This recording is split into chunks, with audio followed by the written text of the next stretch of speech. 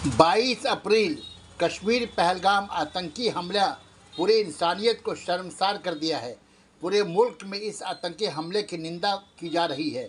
मोमबत्ती जलाकर रैली निकालकर लोग मरने वाले 27 अफराद को श्रद्धांजलि अर्पण कर रहे हैं।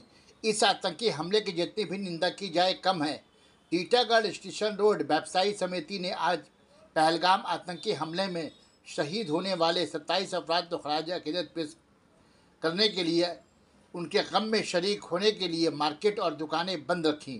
शाम 5 बजे मोमबत्ती जुलूस निकालकर मरने वालों को श्रद्धांजलि अर्पण की जाएगी।